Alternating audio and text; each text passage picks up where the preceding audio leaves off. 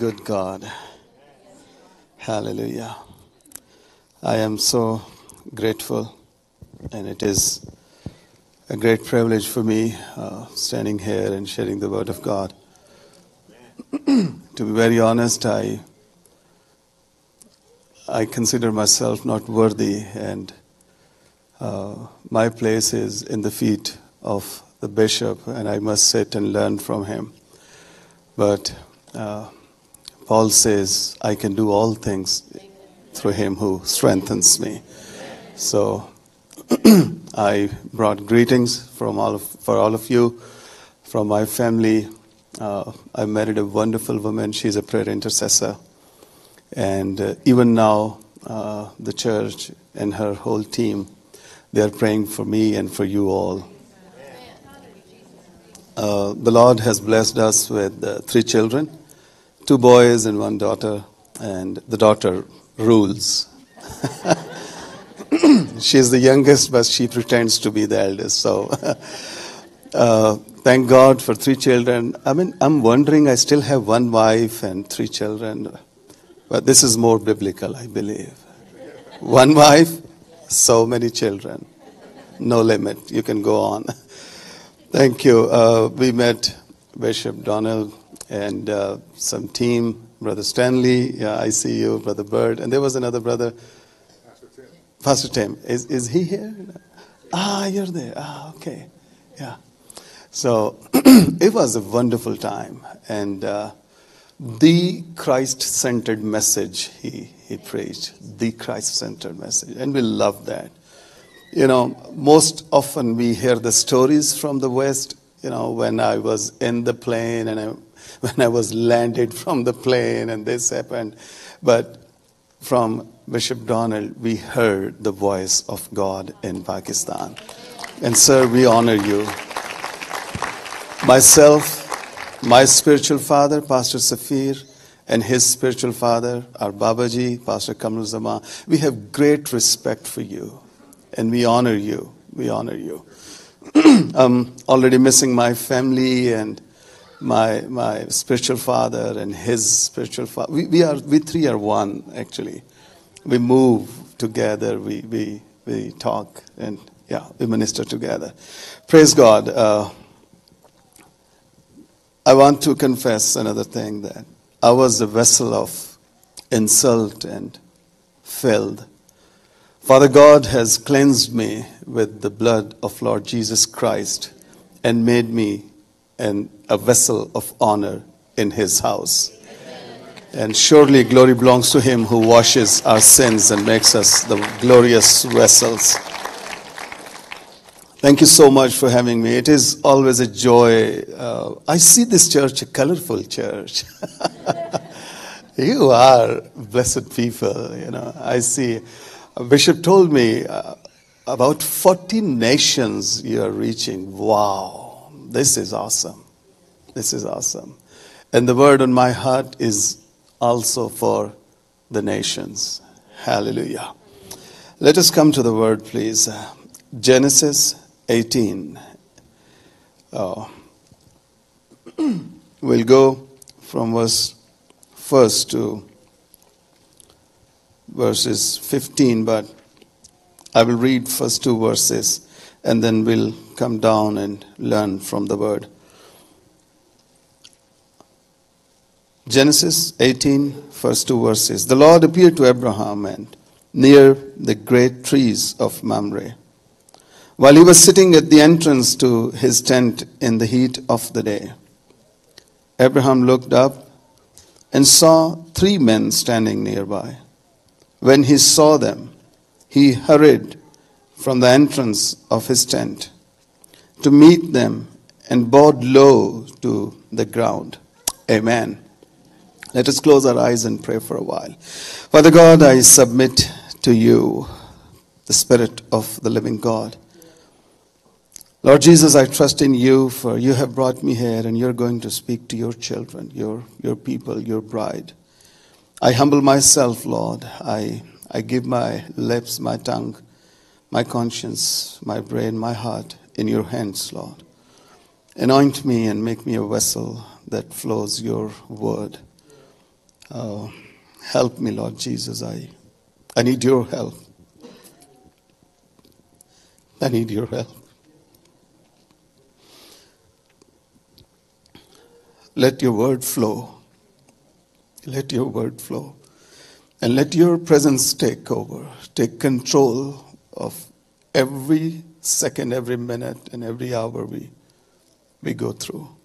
In Jesus' name we pray. Amen, amen, amen. Hallelujah. You can tell your neighbor, today's word is for me.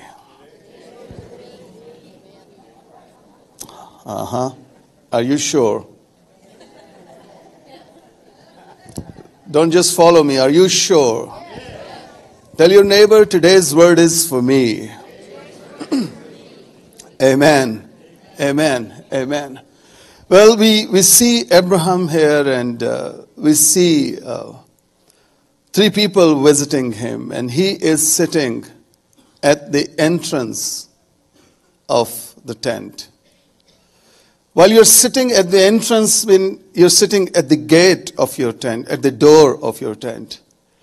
And when you're sitting, in your door, you are sitting 50 out and 50 in. So he is sitting 50-50. His legs must be out because he's sitting there, and his upper portion of body is inside the tent. His legs are out, but his brain is still inside. It's a 50-50 sitting. If we read Genesis chapter 15, the Lord has already brought him out of his tent, and God had given him the vision. Skies, the stars, and the sand. Count if you can.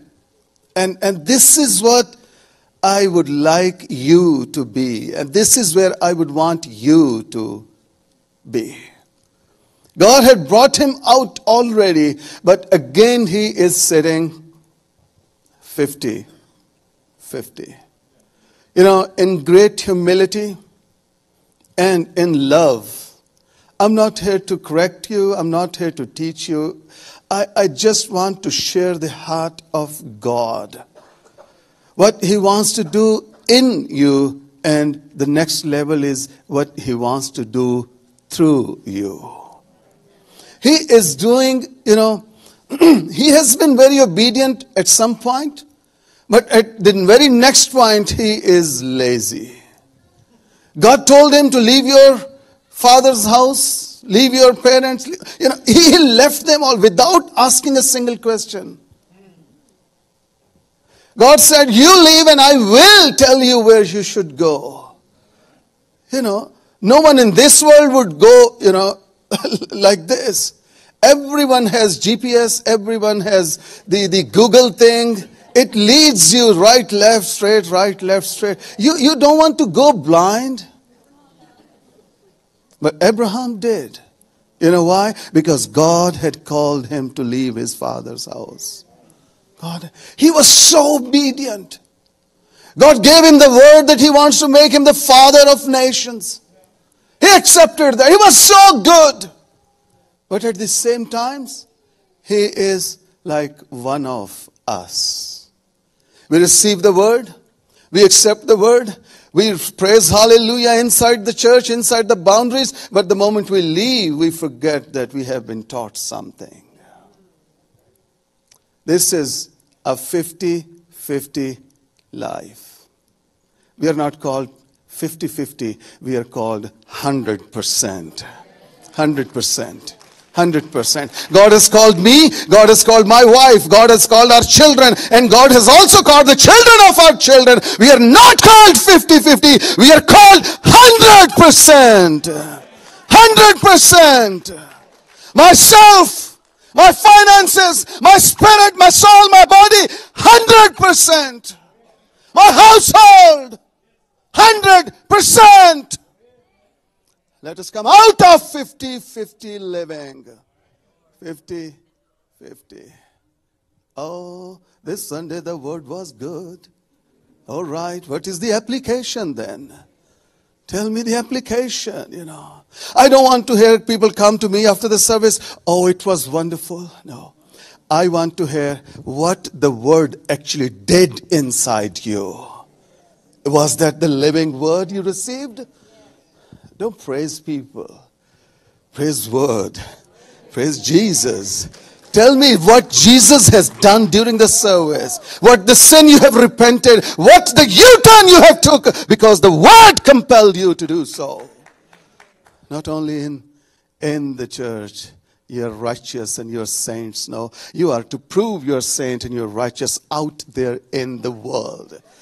That is where the test field is. Here everyone sings well, everyone shouts well, everyone claps well. Oh, hallelujah.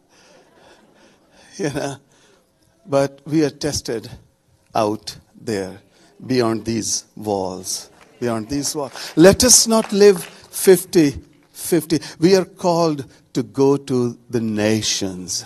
Go ye therefore into all and do what? Baptize them in the name of the Father and of the Son and of the Holy Spirit. Not only this, but teach them what you have been learning from me. This is what we are called for. This is what we are. Abraham was called outside of the tent. He received the word from the Lord. He received the vision from the Lord. But he is still. Am I helping someone?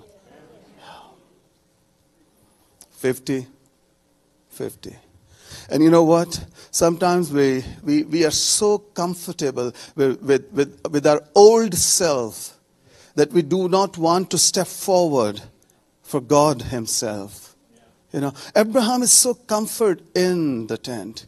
And we read here, and because of the heat of the day, he had to come at least at the entrance of the tent so that he could breathe well.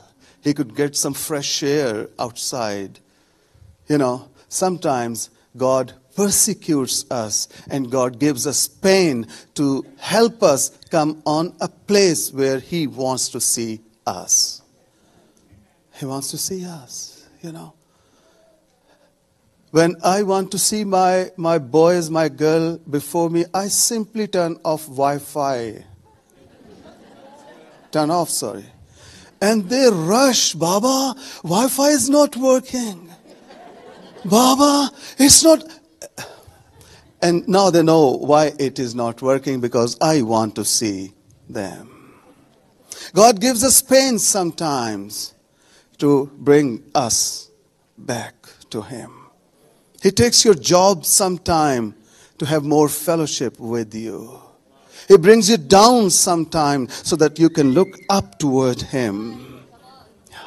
It's the heat of the day, and he's out, at least 50% out. Not yet 100%, but at least. Are you thankful for all the pains that God gives you to help you know him better? We are in Pakistan and we don't have such facilities in there. We sweat like anything when we worship and when we preach. From head to toe, we are sweating. But you know what? Right in all challenges, in all the problems we are going through, the church in Pakistan is growing. Is growing. We know our position. We know what we are to do. We know what we have to do. And thanks God, by God's grace and his help, we are doing what a church must do. A church must do. Abraham is sitting 50-50. And then, a time came when God had to visit him again by himself. You know what? When we don't follow and when we don't do 100%, sometimes God visits us by himself. Through his word, through his ministers, he visits himself. I was living a 50-50 life. I got married and I was still, interested in other girls. And one night, God woke me up. And I was, thinking, who woke me up? Angelina, she's my wife. Angelina is sleeping, and who woke me up? And I heard a voice. I heard, Shaukat, get up and evangelize. I was like, who is this? And I heard the same voice again. I was not saved even. I have never been to any fellowship before that. And I heard the same voice again, Shaukat, get up and evangelize. Out of nowhere it came out from my mouth, Lord, if this is you, prove it, or don't play with me. You see, God is wisdomful. God said, I heard the same gentle voice again. Proverbs 8:1, read that.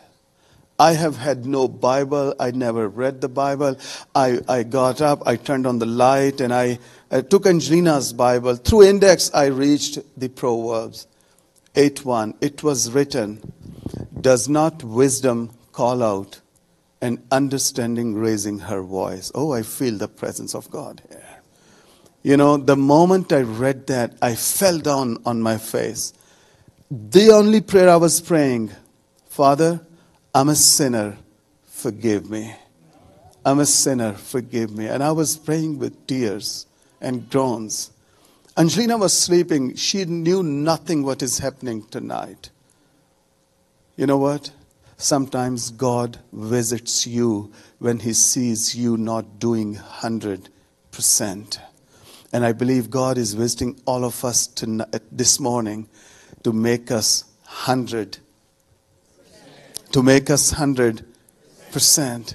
You know what? When I woke up, I knew the whole story. I told Angelina, I said, this is what has happened last night. She started to jump in the room, and I tell you, we've been married for I guess, two years, and she has been praying for me, for my salvation.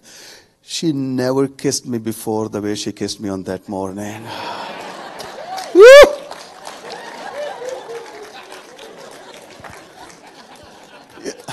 I tell you what, I guess she was seeing Jesus inside me. And she was kissing Jesus through me. I tell you, husbands, if you learn to follow Christ, your wives will love you like anything. Yes, that is for sure. That is for sure. And she said, call Pastor Safir, call him and tell him what has happened. I called Pastor Safir and I said, sir, this is the dream I had last night. He said, Shaukat, the Lord your God is calling you. And there was my encounter with God that night. God himself visited me in my room. You see, are we worthy of visits of God? No, but he is so merciful. He is, you cannot measure. You cannot measure. He can even visit you any day, any time, any night. He can disturb you any time he wants. Do you allow him? Do you allow him? Can you lift up your hands and invite him in your house? Every room, every person, every family, every church in the Corpus Christi in Texas, let the God visit us again. Hallelujah. Let God visit us again. Hallelujah. Let us see God face to face in the name of Jesus. Hallelujah. God visited him again because he wanted him to be 100% with him. 100%. 100%. And you know what? When he saw three men, what the scripture says, he ran. He ran. He hurried. He hurried. Why? Because he saw someone special there. He saw someone who would, he would give his life towards. He saw someone. And he hurried, by the way. He hurried. By this time, he was touching his 100 years. And he started to run. My goodness. A man with 100 years of age almost lives his whole life. And when he sees God, he starts to run. I would want to encourage you, my dear brothers and sisters. Irrelevant how old are you, God is not done with you yet. No matter how old are you. No matter how the journey or the longest journey you have, God is still after you, and He wants to take you in His hands, and He wants to make you a vessel of honor for many nations. Are you ready for that? Yeah. He ran at the age of 100 years. I'm surprised, He would not be worried about his ankles and his knees, He would fall down and break his one of bones. But he ran. Are we ready to run? He ran. Even if you are not ready, I tell you, when God comes to visit you, you would have to run. You would have to run. He does not keeps you lazy. He gives you power to stand up. He gives you power to run. He gives you power to decide. He gives you power to inspire him. Hallelujah. God visited him and he left his tent. The message today is, leave your tent. Tell your neighbor, this is the word for me. Leave your tent, not like a lazy boy. No. Leave your tent running. Leave your tent running. Hallelujah. Leave your tent, because God has visited you this morning and He is encouraging you. Leave your tent of sins. Leave your tent of old life. Leave your tent of your old self. Leave your tent, and the moment you leave your tent, there you find God Himself, because He is opposite side of the old tent. These two women, they did not see Jesus in the grave. The moment they turned from the grave, there they saw Jesus. Jesus is outside of the tent. Hallelujah. He's outside of the tent. Go see Him. He's waiting for you. And He has some assignments for you to do for His kingdom. Amen. Amen. He ran towards them. He decided to run. He decided to run. What are we deciding this morning? What are our decisions this morning? He decided to run. I tell you, the moment God visited me that night, I decided to give my life to God. There was my U-turn. There was my metanoia. That was my repentance. And I turned to God.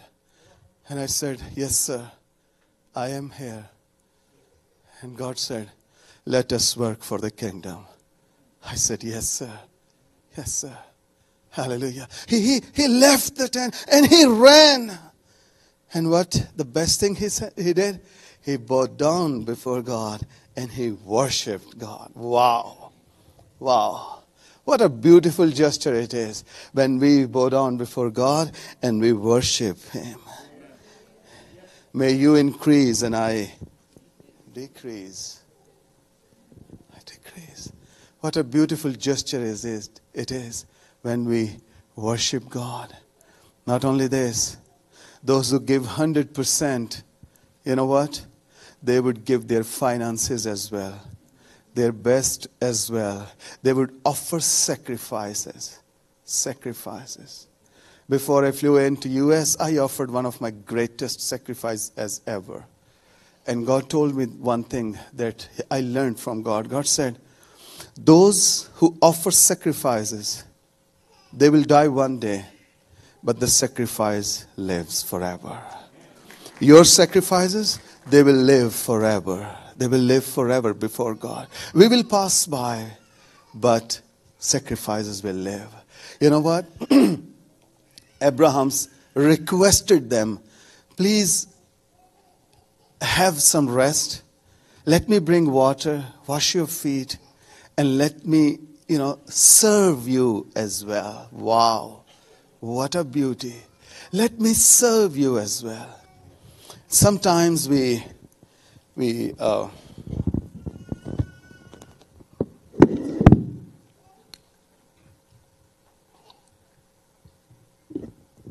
We make some commitments and later we forget. We make commitments while we are in the church, and when we leave, we forget. Abraham is doing 100%. You know why? Because he has left his tent. He has left his old self.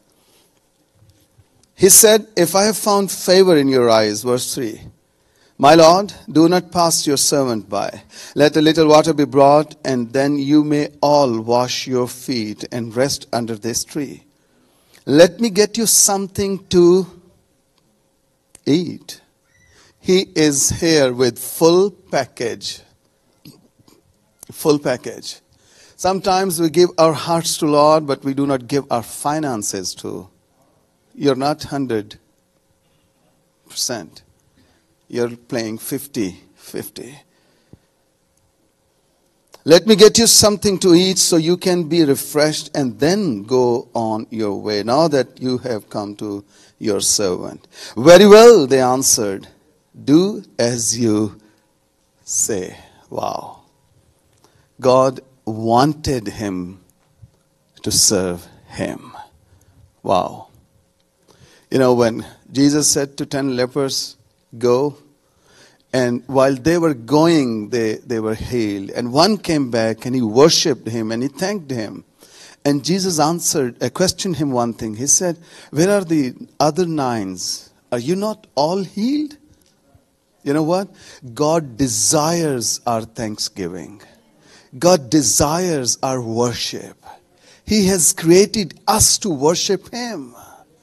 Yeah. He said, do as you say.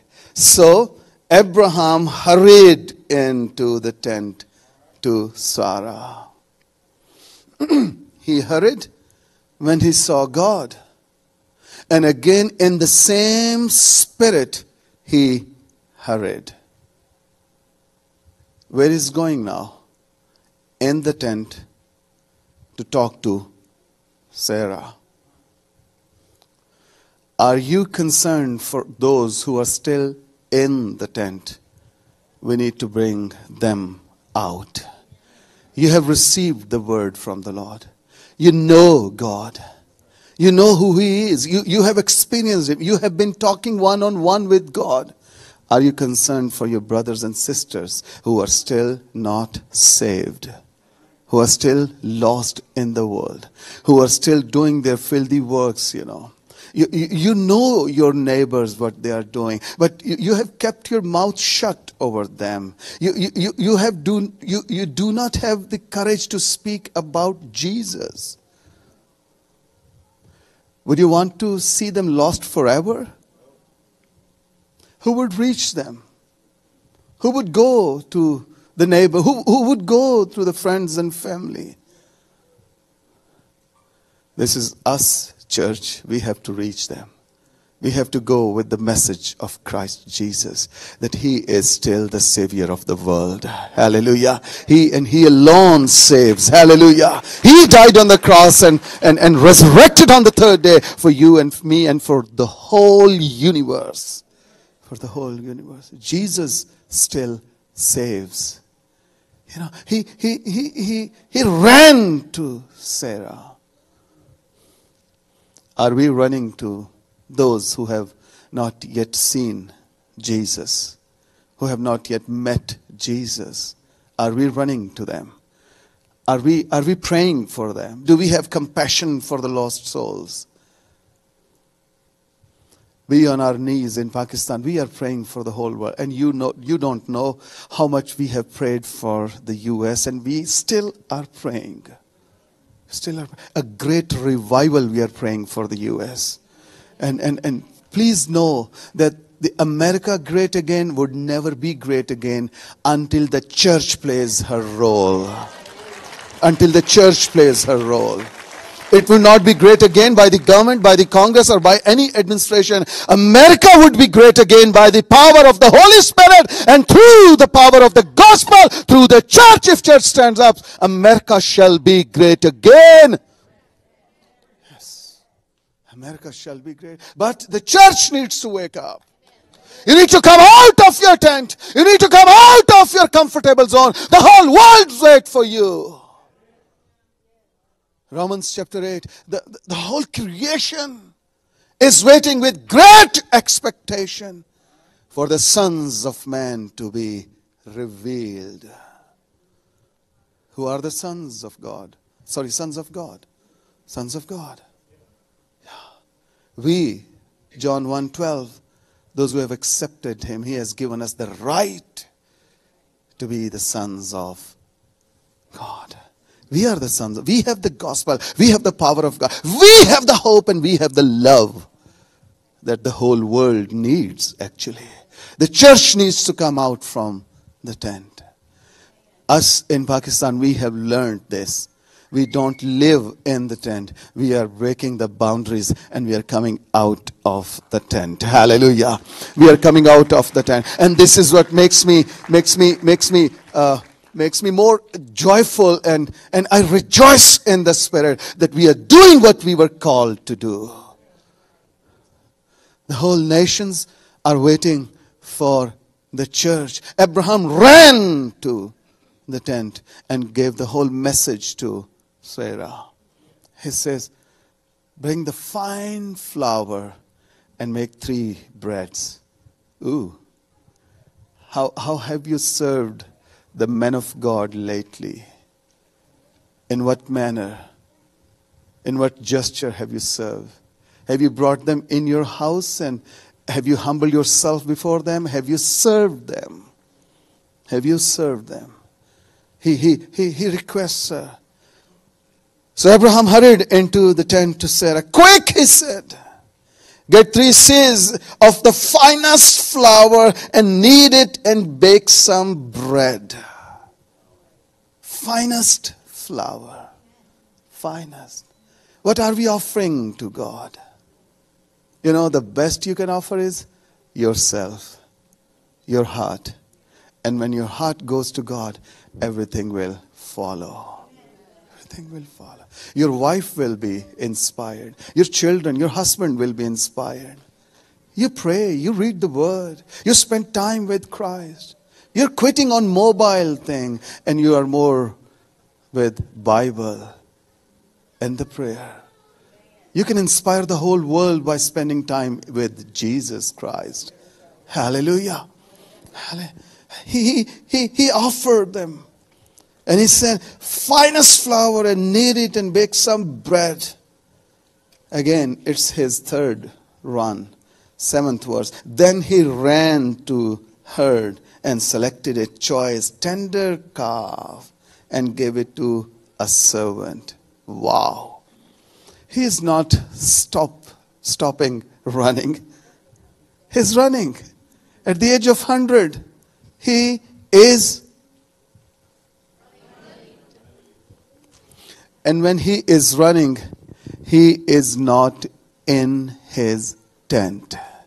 He is out of his tent and he is towards God, he runs. Towards Sarah, he runs. And towards the herd, he runs.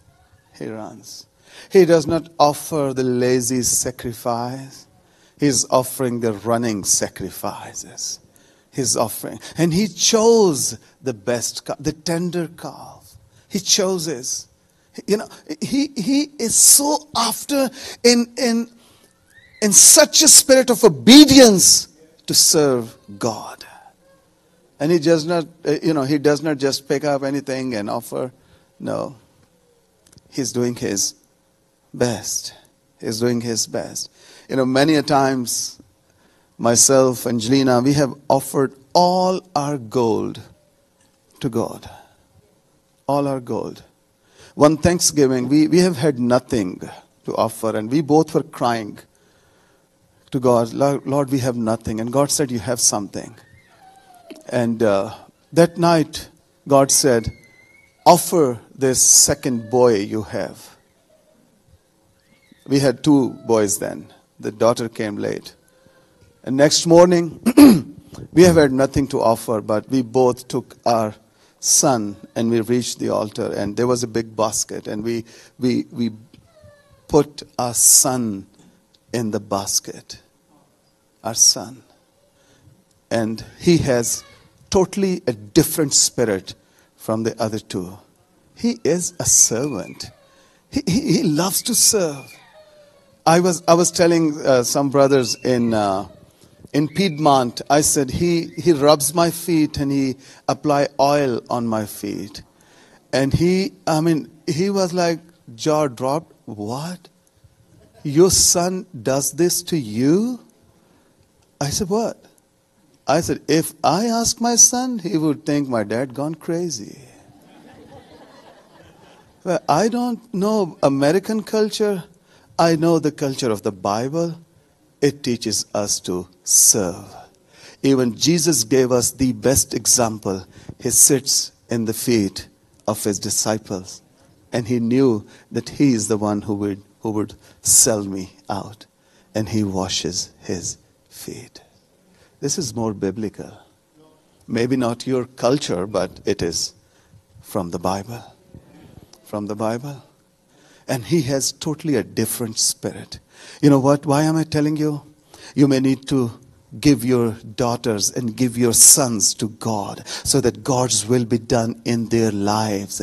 And they would become the servants of God. They would become the men of God and the women of God. When lately did you pray for? When lately did you offer something best to God? He chooses the finest flower, the tender calf for God. And he's not quitting. He's running. He's running. He's running. You know what? When everything was prepared, he brought everything before God. And he let him eat. And he stands by. That's the deacon's ministry. He stands by. He stands by. And he waits. If something is empty, I will pour. I will bring some more if something needed. I love, this is first time in US, I'm drinking a lot of sweet tea. And I'm scared if my wife let me come in with big tummy. And you know, every time the glass is empty, someone would come, sir, you want some more? Can we bring more? Dear church, let us be the refillers. Let us be the refillers. He stands by. He waits on them. He's serving them. He waits on them. If anything needed, I am here, sir. I would not let your cup go empty. Hallelujah. Would you want to do this? You need to leave your tent before you learn to do this. He stands by. And you know what? What God says, you know, 9th verse. Where is your wife, Sarah? Where is your wife, Sarah? They asked him. Please know that God would always wants to do 100%. 100%. God would never want to do 50-50. You have served God. He will ask you, what do you want? How can I bless you with? What is the desire of your heart? He asks him. He knew they need a son. And he had already promised. You know what? The moment you leave your tent, you're on the journey to see your promises fulfilled. Hallelujah. To see your promises, your dreams come to life. Hallelujah. But the moment you decide to leave your tent, they asked him, where is Sarah? And the answer is, there in the tent, he said. There in the tent, he said. You know, God asked him for a purpose. And the purpose is not only you, but your household would come forward and serve me. Your household, come forward and serve me. And if we do not, we will bear the consequences of this thing. We will see the consequences. He asked, where is she? And he says she is in the tent. You know what? It's not a theology. This is what I personally think. God is asking his son, where is your body, your bride? And son is saying, they're still in the tent.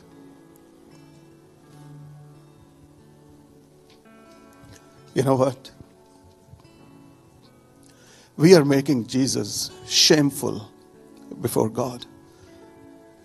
He left the tent of glory and he came down on earth for us. And we still resides in the tent and do not decide to leave the tent.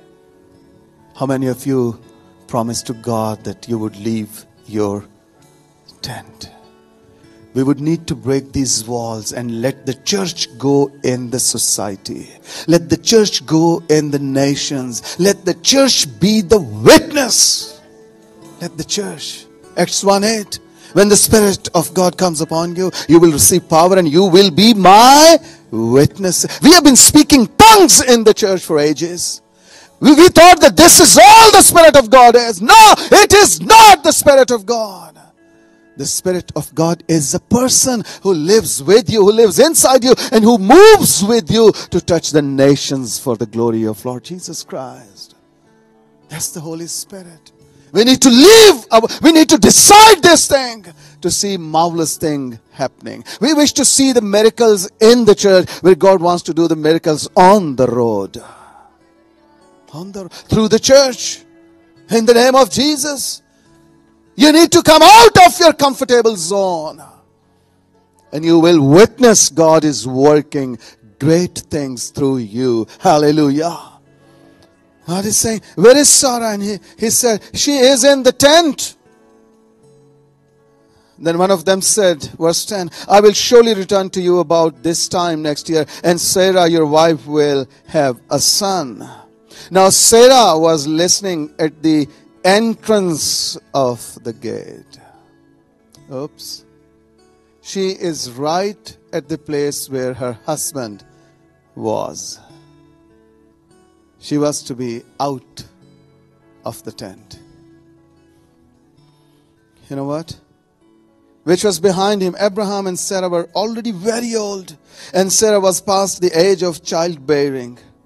So Sarah laughed to herself as she thought, after I am worn out and my Lord is old, will I now have this pleasure? You know what? If you let your family live in the tent and don't bring them out of the tent, they would not believe the word of God. They would laugh at the promises of God because they are still living in their old self.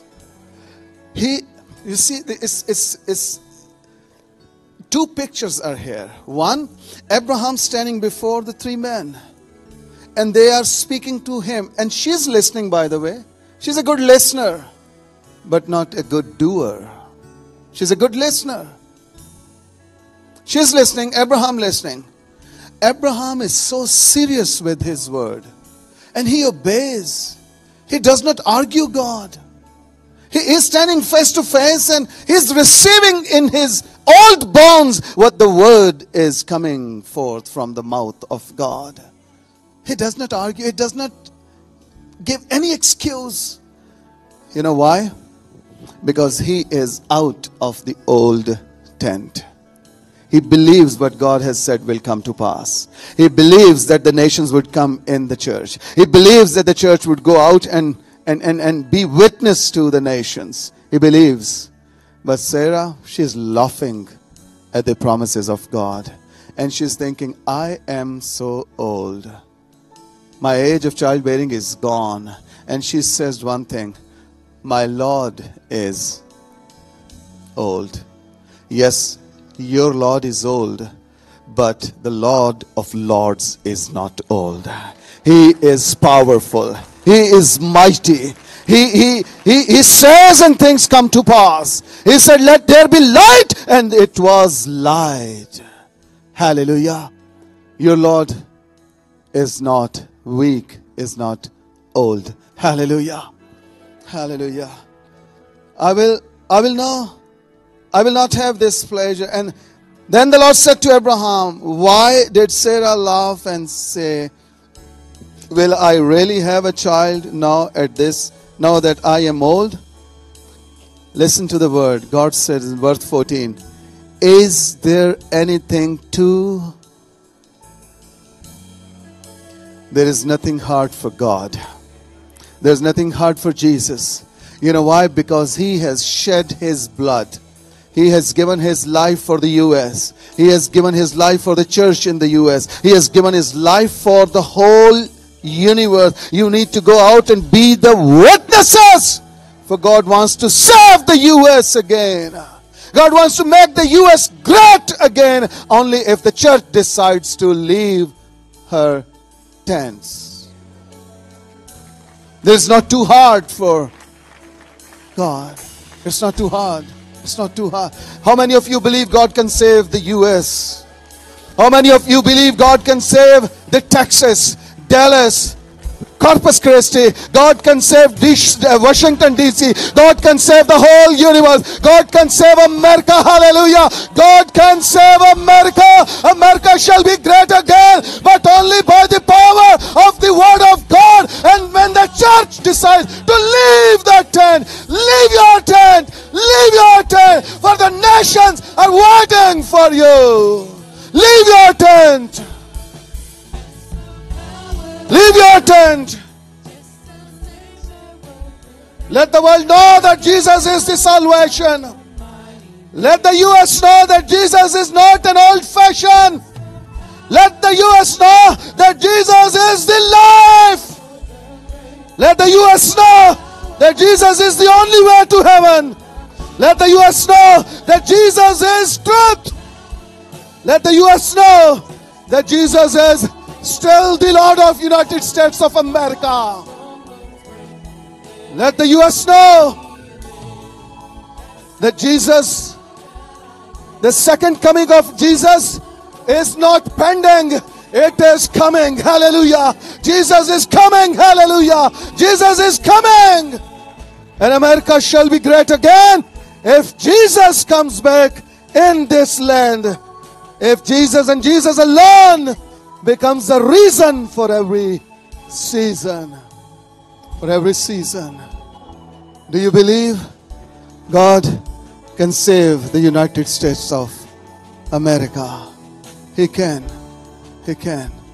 He can. Amen. Let us lift our hands and pray.